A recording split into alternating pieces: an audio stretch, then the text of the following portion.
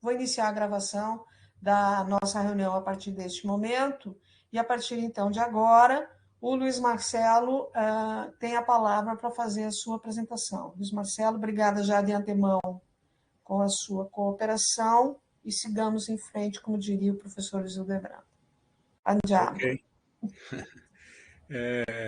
Eu que agradeço o convite, uma honra para mim. Boa noite para todos.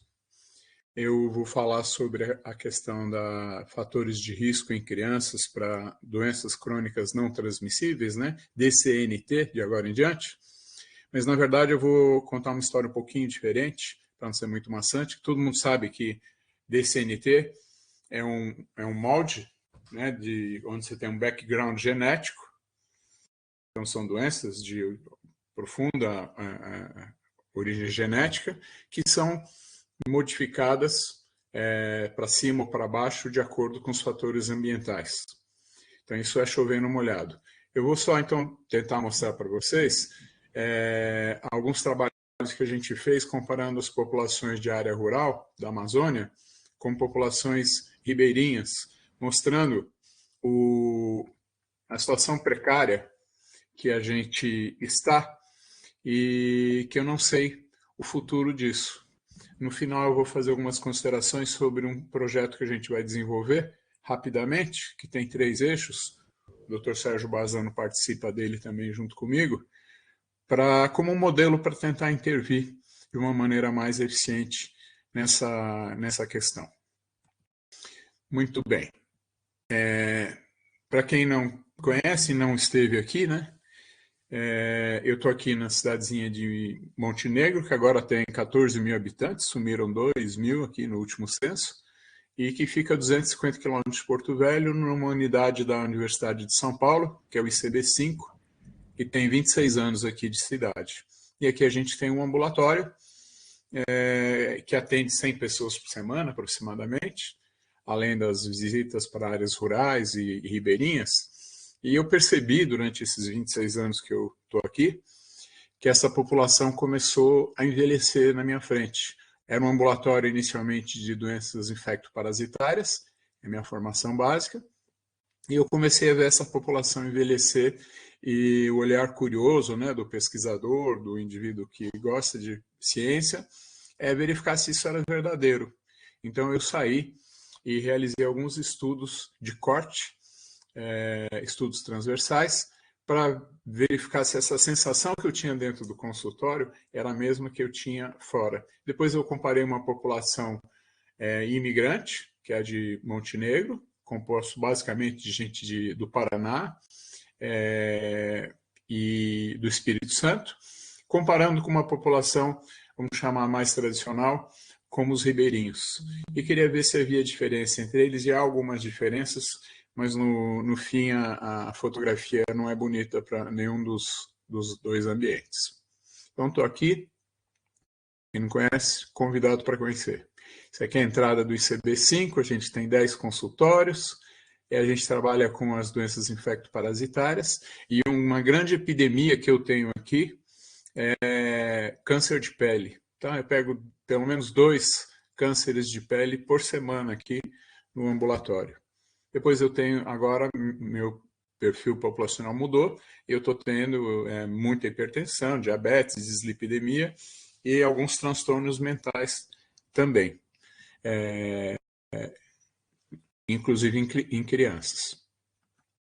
Então aqui é onde a gente atende, são 10 consultórios, funciona mais como uma UBS um pouquinho diferenciada, porque a gente tem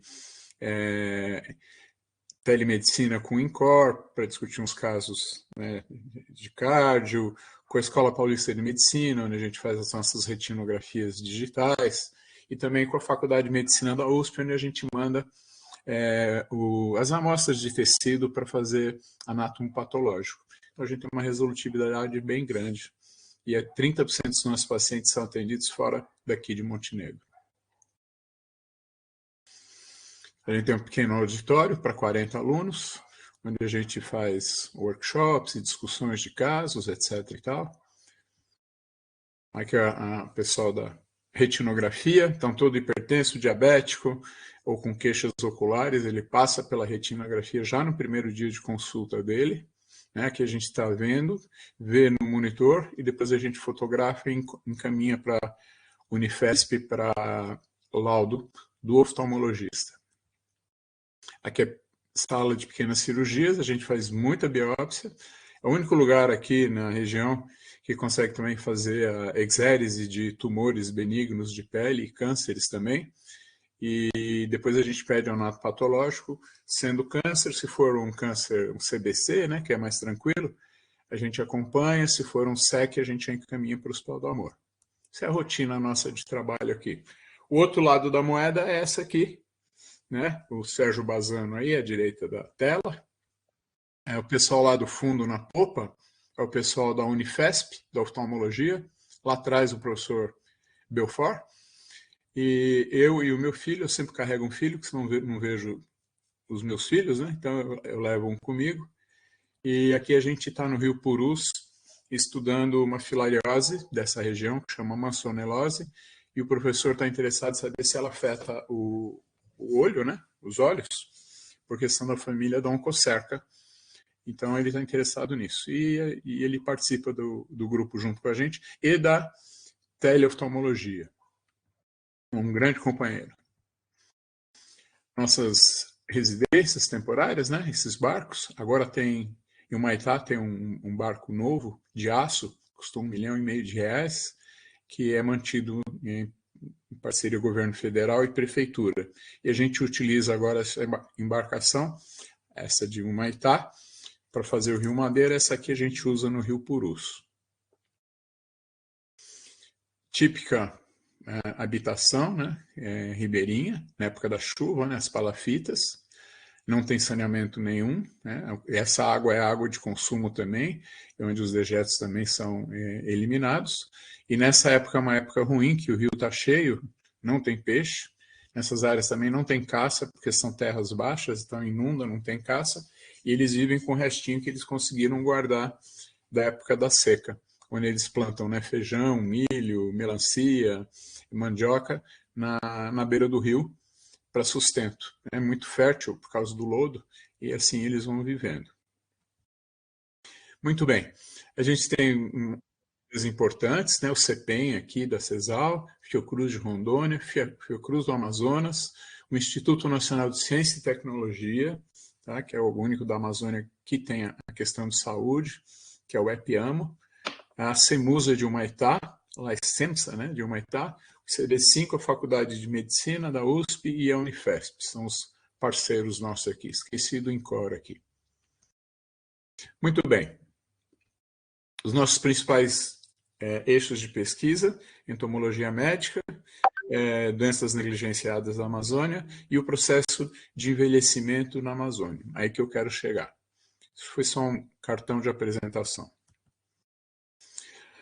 Quando eu percebi que a minha população estava envelhecendo, assim como eu fui procurar ler um pouco e fui para a área de antropologia, de sociologia, para ler um pouquinho mais sobre isso. E eu vi que tem vários modelos que tentam explicar essa questão do envelhecimento da população, que é chamado também de transição epidemiológica ou demográfica, né?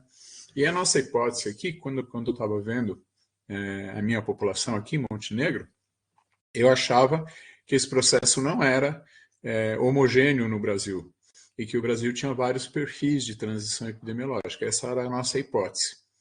E, na verdade, esse modelo que é do Abdel Omran, tá? Que é o modelo principal, aí, mas tem outros modelos também, ele vai mostrar ali no quadro número 1, por exemplo, você tem a mortalidade igual à natalidade, praticamente, e você não tem crescimento populacional ou um discreto crescimento populacional. A partir do momento que vai aumentando a natalidade e diminuindo a mortalidade, no quadro 3, por exemplo, ela vai crescendo a sua população, a Amazônia se enquadra no 4, e a região mais desenvolvida do país, sul-sudeste, já se encontra no 5, onde você tem uma diminuição da natalidade e a mortalidade supera ela e você já tem, então, um decréscimo populacional. Isso é mais acentuado no hemisfério norte, nos países europeus. e a gente queria ver como é que era isso aqui na nossa Amazônia. Bom, então a gente fez um projeto 1, que era não ribeirinho, que é aqui em Montenegro, onde eu estou, com a minha população aqui, e a gente fez o projeto 2, que era a transição epidemiológica, então, na área ribeirinha. E a gente fez cálculos de vários indicadores, utilizando os dados disponibilizados pelo Ministério da Saúde e alguns que a gente coletou em loco. Porque nos dados do Ministério da Saúde, desculpa, eles não fazem uma diferenciação de população ribeirinha e população urbano-rural. Então, a gente precisou fazer um recorte, um estudo transversal em população ribeirinha para obter algumas informações que eu vou apresentar logo mais. Muito bem. Isso aqui é uma gárgula da Notre Dame de Paris, pensativa, como eu também estou pensativo aqui em relação ao futuro da nossa população, né? Então, a gente está agora já começando a deparar, estava conversando com a doutora Ana no começo da apresentação, sobre essa intersecção que está havendo entre as doenças infecto-parasitárias aqui na Amazônia, na verdade no Brasil inteiro, né? Se considerar dengue, essas outras doenças infecciosas, também ocorrem no sul e no sudeste, mas aqui com mais intensidade, com hanseníase, leishmaniose, malária, etc, etc, etc. Então, o que será dessa intersecção? Bom, no projeto número 1, o que a gente achou? Vou falar resumidamente aqui.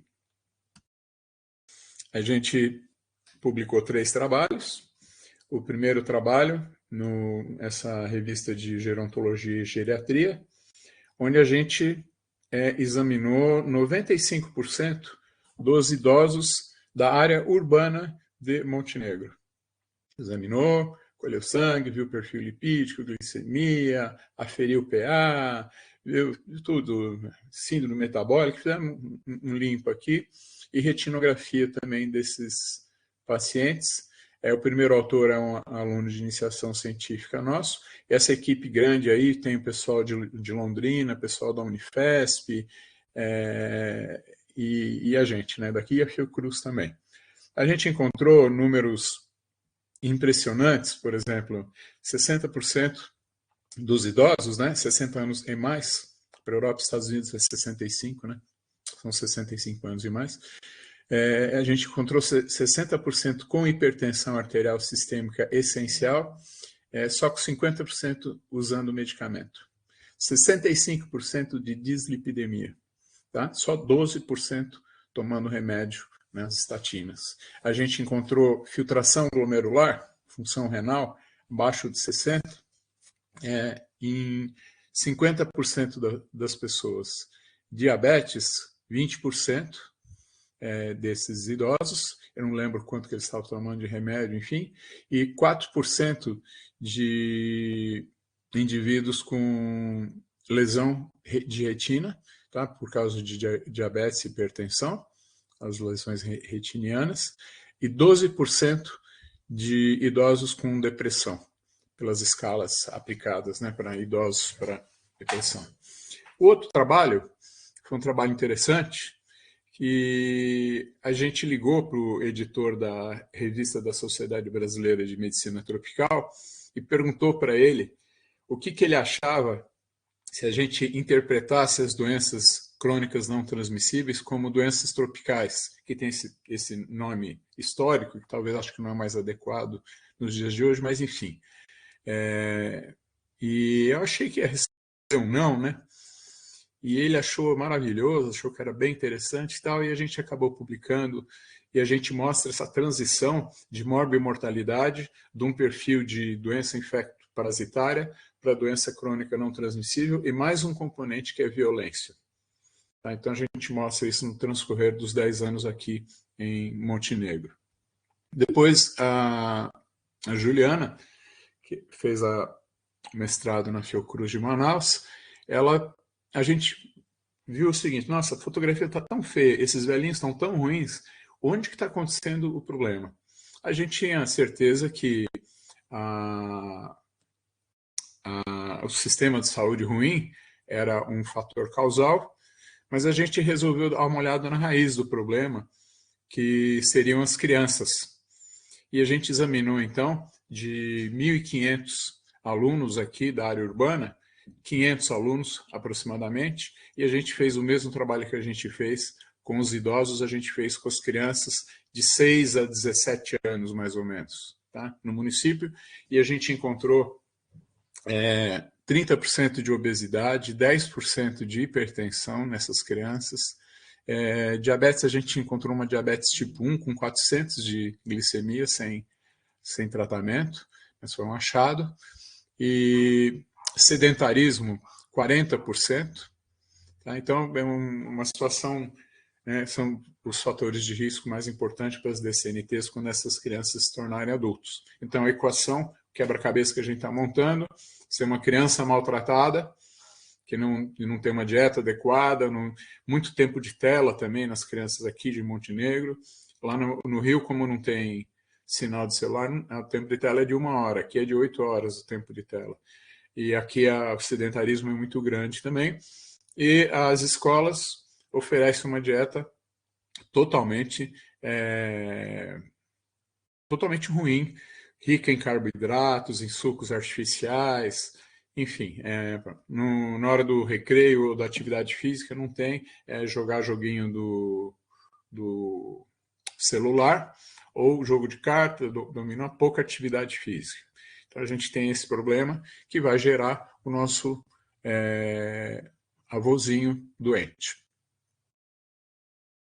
Bom, no projeto 2 a gente resolveu fazer a mesma coisa com populações idosas amazônicas, só que não tem muito idoso em região amazônica, então a gente baixou o sarrafo um pouquinho e trabalhou com pessoas com 40 anos e mais, em vez de 60 anos e mais, porque você não tem, né? Você não encontra idoso lá. Então a gente depois fez um estudo com escolares também da população do Mério Madeira. A gente fez essa comunicaçãozinha aí no MedDrop e a gente publicou esse outro trabalho, que foi o doutorado de uma outra aluna pela Fiocruz de Manaus, que é a prevalência de DCNT em adultos acima de 39 anos, que é o nosso idoso, o ribeirinho, na população ribeirinha amazônica brasileira. Vamos ver aqui onde a gente está, o Humaitá. Humaitá é onde a gente vai desenvolver esse outro projeto que eu vou falar no finzinho, tá? 180 quilômetros de Porto Velho. A gente chega lá e lá a gente pega a UBS fluvial e desce para as populações. Aqui só para ter uma ideia, né, do panorama geral, a gente vê o Amazonas ali, 1, 2, 3, 4, quinto em termos de expectativa de vida, bem abaixo da média do Brasil, que é essa que está em alaranjado aí, e acima de Rondônia também, que tem 71,6 anos de vida de expectativa ao nascer, tá?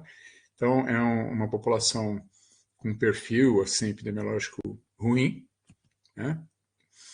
Índice de desenvolvimento humano, o nosso índice de desenvolvimento humano, no geral, fora os estados do Nordeste, quase que a maioria, eles, mesmo os do Nordeste, eles têm um IDH relativamente bom, mas o IDH ele mede 3 eixos, né?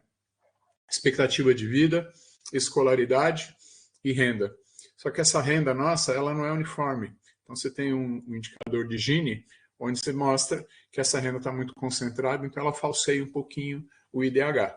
Mas nosso IDH, de uma maneira geral, é considerado bom, tá? Mas não reflete a realidade. Natalidade, Humaitá. Como é que é a natalidade nessa população? Então, a gente compara 90 com 2017 e a gente cai ali de 25 nascidos para 125 nascidos para 1.000, né? Em 25, quase 25 em 1990. Isso aqui cai para mais ou menos 12,5, quase que a metade para 2017, mostrando também uma característica dessas populações que vai levar à transição demográfica ao envelhecimento, porque você não vai tendo mais criança e essas pessoas vão envelhecendo. Isso ocorre por dois motivos. Primeiro, que a população envelheceu e biologicamente não se reproduz, e depois também pelo fenômeno da urbanização, né? É muito mais fácil você criar sua família na beira do rio, onde você tem seu sustento próprio, do que você trazer essa família para a área urbana, onde o custo de vida é mais caro e as famílias não conseguem se manter. Isso reflete também a urbanização. Esse aqui é um gráfico que eu só quero mostrar como o padrão é semelhante no Brasil. Então, isso aqui é o dias de vida perdido ou vividos com desabilidades, né, que é o DAILY, de 1990, 2010 e 2016 Brasil. Tá?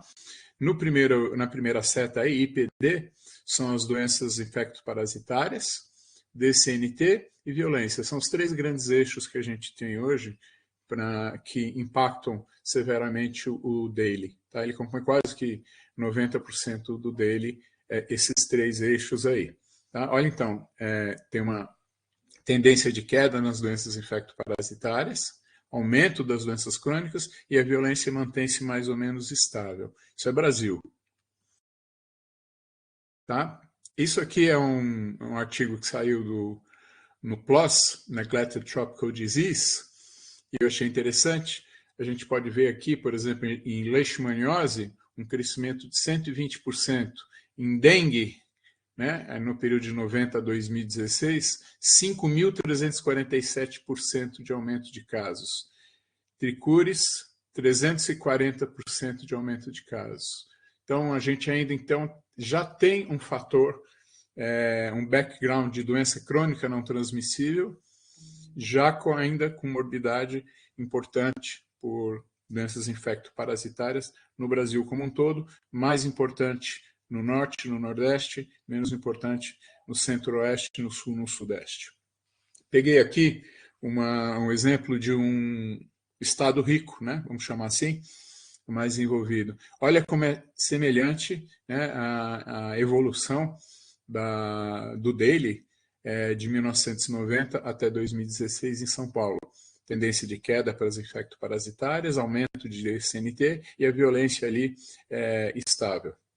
Exceto essa semana, né, que deve ter aumentado bem esse DAILY. E no Amazonas, ele também não é diferente. Tá? Ele tem um impacto um pouco menor do que no sul, no Brasil, mas ele também tem uma tendência de queda de doenças infectoparasitárias, aumento de DCNT e a violência também se mantém ali na casa dos seus 12%. Uma leve tendência de queda. Mortalidade proporcional, o Maitá, a gente tem um aumento importante da mortalidade proporcional. A mortalidade proporcional, para quem não tem muita intimidade com a epidemia, é a proporção de pessoas que morrem por uma causa ou numa idade, enfim. Na causa aqui são as DCNTs, e as DCNTs respondem, em 2017, por mais de 70% dos óbitos que ocorrem em Humaitá, mostrando o impacto que já está tendo nessa população. Por outro lado, no mesmo ano, 2017, as infectoparasitárias, a mortalidade proporcional corresponde a mais ou menos 12%, que é alto também. Aqui em Montenegro é 1%.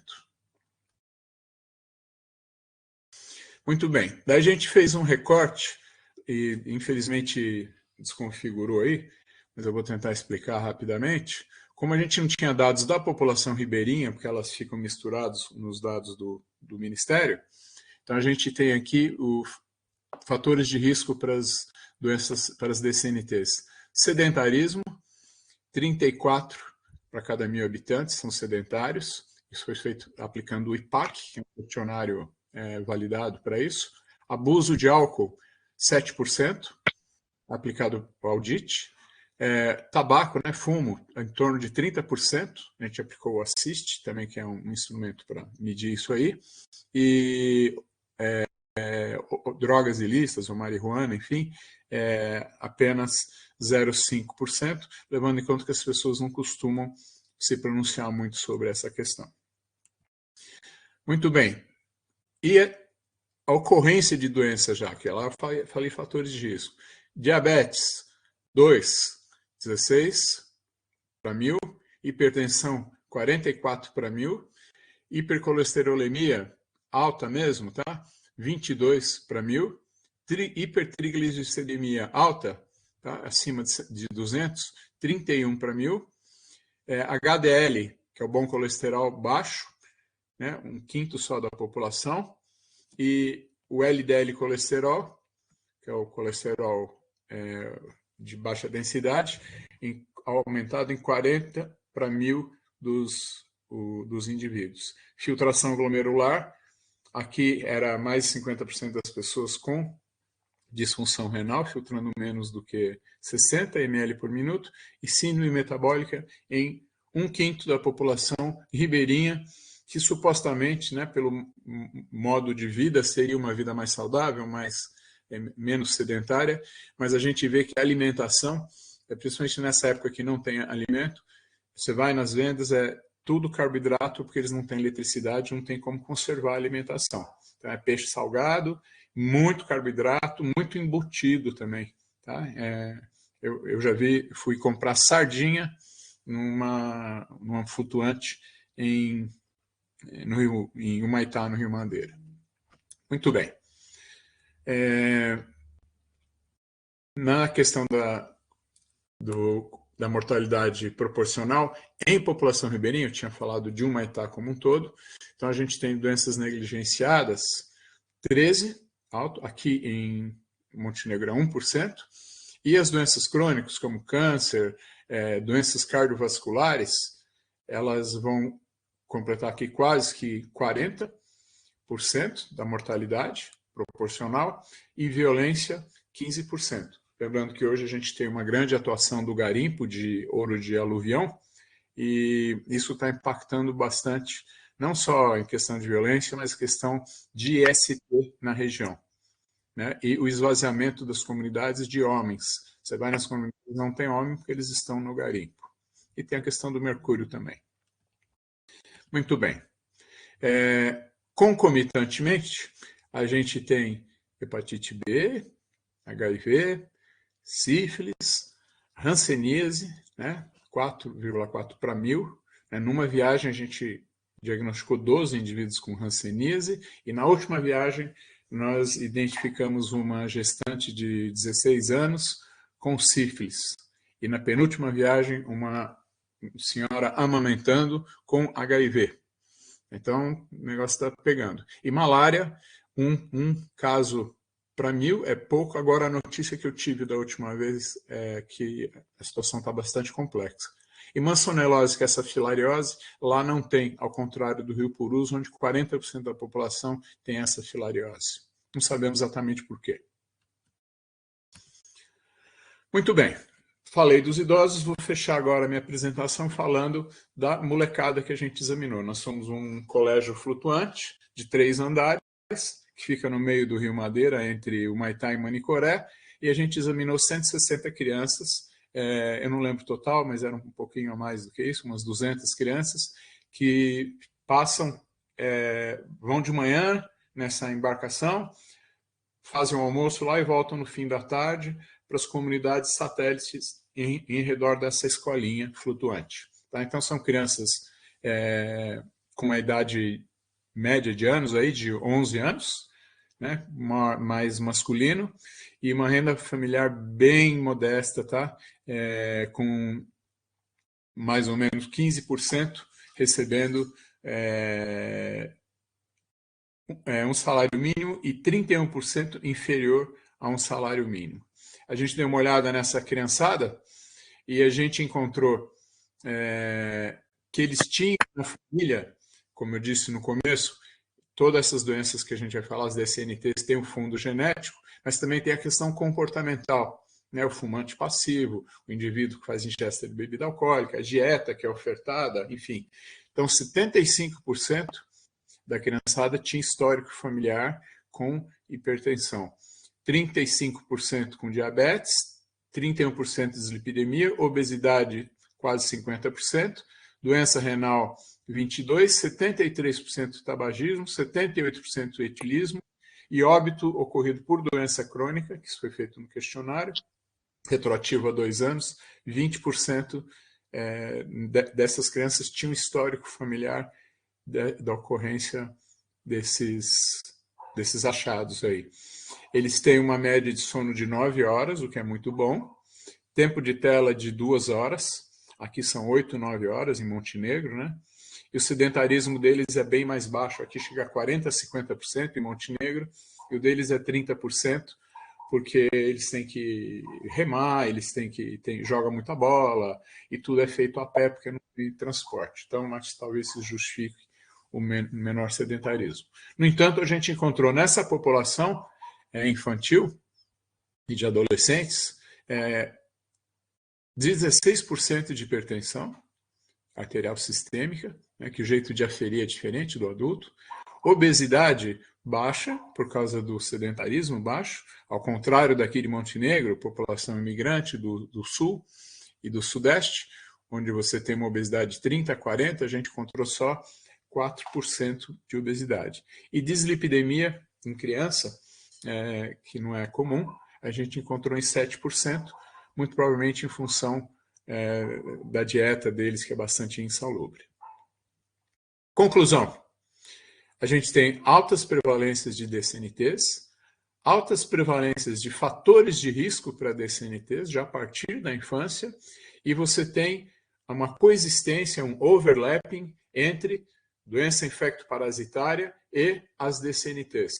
Então, esse é o desafio. Como manejar esse grandes problemas de saúde pública com 3 importantes eixos, né, que é DCNT, infecto-parasitária e violência, em municípios de baixa renda e com baixa densidade populacional. Fica então aí o questionamento que são alavancados por vários problemas: educação, saneamento, comunicação, baixa renda, né? Vocês viram, agora a mineração. A gente não sabe ainda, a gente sabe, por exemplo, que quando você tem diabetes, se você tem dengue, esse indivíduo já é classificado como categoria C, que ele é de risco, tal. E tem muitos remédios que você não vai poder usar para tratar infecto parasitário, porque esse indivíduo às vezes não tem o rim competente, e você vai ter os efeitos colaterais disso aí. Como você colocar profissionais de saúde nessas áreas remotas, né, um problema nosso, mais médicos aí, e você não tem nenhum tipo, como falou o Carly da outra vez, né, que é a aula dele, a gente não tem nenhuma perspectiva de programação para cuidados paliativos nessas áreas aí. Então ficam aqui as minhas quimeras, né? A hipertensão, diabetes e a dislipidemia aí. E para tentar estudar um jeito de resolver, acho que não dá, mas para melhorar um pouquinho a situação, eu, Sérgio Bazzano e colaboradores, a gente está propondo trabalhar em 3 eixos com a população ribeirinha, um estudo experimental com 400 pessoas aproximadamente, no Médio Madeira, onde a gente vai usar a capacitação de agente comunitário de saúde, que é muito mal treinado e equipado. A gente vai usar a unidade básica de saúde fluvial para fazer ações mais especializadas, como oftalmologia, pitiríase, cirurgia de catarata, né? Inserção de DIU e procedimento saúde bucal também. E, em paralelo a isso, a gente vai implantar uma novidade, que é a telesaúde. A gente está implantando células fotovoltaicas, vai implantar uma antena satélite, que é o Starlink, e vai fazer a telesaúde aqui com profissionais das diversas áreas da saúde, fazendo atendimento em loco dessa região. A gente está indo agora, dia 12, para recensear esse pessoal, levantar os indicadores de saúde e vamos, daqui a 2 anos, medir o impacto nessa população dessas ações em 3 eixos. Em paralelo, a gente vai estar tentando desenvolver com a Fiocruz uma inteligência artificial, um dispositivo de inteligência artificial para apoio ao agente comunitário de saúde ribeirinho. É isso aí, pessoal. A gente sabe que isso não vai resolver, mas é uma tentativa. Se der certo e os indicadores forem positivos, talvez a gente possa expandir essa experiência para populações remotas, não só ribeirinhas, mas quilombolas, né, índios e outras populações de difícil acesso no sertão nordestino, por exemplo. Era isso aí. Muito obrigado pela atenção. Espero que não tenha sido chato. Não, de jeito nenhum. Muito obrigada, Luiz Marcelo. Eu gostaria de fazer alguns comentários em Lógico. complementação.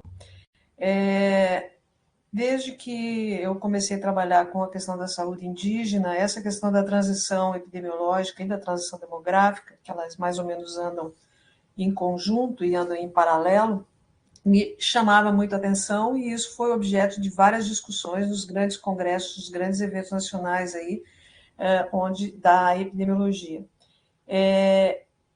Desde que eu me conheço por gente dentro desta área, se fala em transição epidemiológica para populações indígenas. Na verdade, eu acho que a gente teria que encontrar uma outra forma de expressar isso que de fato acontece. Na verdade, não tem transição nenhuma. O que existe é um acúmulo de problemas nessas populações e isso vem se perpetuando ao longo do tempo. E isso nas populações indígenas é mais flagrante ainda do que nas populações ribeirinhas como essa que você aponta. Por N Concordo. problemas, por N situações que estão colocadas aí para essas populações. Então, Veja, acho que é uma veja os Yanomami, né? Veja os Yanomami, né? vejo A os questão Yanomami. da Isso. violência. Então, eu acho que. E tem algumas produções nacionais e alguma coisa também feita no Canadá, principalmente no trabalho com os Inuit no Canadá, e também na região com os povos nativos na Austrália e na Nova Zelândia, que apontam também algumas outras abordagens um pouco distintas dessa questão do ONRAM, da formulação do ONRAM para a transição. Então, eu acho que é uma coisa que a gente poderia, inclusive, aprofundar, é uma sugestão, né? Aprofundar um pouco essa questão que eu acho que pode enriquecer em muito essa discussão dessa sobreposição ou dessa coisa diferente do que a gente encontrou em outros países, como a polarização epidemiológica, etc., que a gente não encontra aqui, principalmente nessas populações mais tradicionais. Uma outra coisa que a gente desenvolveu junto com o pessoal lá da UFMG, aqui nas populações indígenas, isso lá no final dos anos. No início, acho que por volta de 2005, por aí, a gente fez um estudo grande sobre o processo de envelhecimento entre população indígena. E aí o nó era, tipo assim, como é que nós vamos cortar o nosso universo aqui com 40 anos e mais? Impossível. Para a É. população indígena, impossível. Na Qual a época que a expectativa gente de vida? estava trabalhando, No geral, eu sei que no varia de. geral, na época que a gente estava trabalhando isso, a expectativa, a esperança de vida dessas populações ao nascer estava da ordem de 45, 50 anos. Quer dizer, é muito baixo em Muito relação à população nacional. Da idade população média. Idade média. idade média. Então, aí, assim, ó, o que a gente fez, e foi uma coisa que a gente trabalhou em conjunto com o pessoal lá da UFMG, foi traçar com processos de envelhecimento e não com o envelhecimento em si. E nós cortamos para a avaliação dessa população em 18 anos. E a gente avaliou, então, nessas pessoas com mais de 18 anos, acho que em 5 aldeias que a gente trabalhou aqui no estado, nós avaliamos desde mobilidade, desde esses indicadores sanguíneos, esses exames aí que se fala de diabetes, hipertensão, barará, barará, mas trabalhamos muito com a questão da mobilidade e da autonomia, que é uma questão extremamente importante nessas populações. Talvez isso também possa ser incorporado de alguma maneira nas populações, principalmente nas populações mais tradicionais. Como trabalhar essa questão do envelhecimento na nossa população e principalmente para essas situações especiais da população. Agora a gente tem aí com o novo censo que desvenda, né, a questão dos quilombolas. Aqui foram identificados 2 grandes quilombos aqui no estado, que obviamente também têm um impacto importante e vão merecer atenção especial dos nossos estudos por aí afora, porque afinal de contas a gente tem uma dívida histórica com toda essa população. Mas parabéns, Luiz Marcelo, trabalho muito bom. E se eu puder contribuir de alguma maneira, inclusive com referências, alguma coisa nesse sentido, pode contar. Com certeza você vai me ajudar muito. Agradeço. Eu compartilho das mesmas ideias que você com relação a esse futuro aí incerto, né? E essa carga dupla, né? Tripla, né? Porque tem a violência também, né? O nome lá tem malária, tem violência, né? E já deve ter DCNT, apesar da expectativa de vida ao ser baixa, né? Com certeza. Mas é um problemão, né? É um problemão. Mais algum comentário? Não? Ninguém quer fazer nenhum comentário? Parabéns, doutor Luiz Marcelo, como sempre, com muita classe, muita elegância, fez uma exposição brilhante. Muito obrigado, Ferrari. Um grande abraço.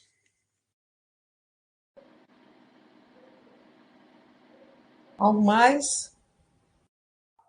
Se não, vamos ficando por aqui. Agradeço a presença de todos. E lembrando, então, que esse mês a supervisão ela é individual e mês que vem ela é coletiva, ok?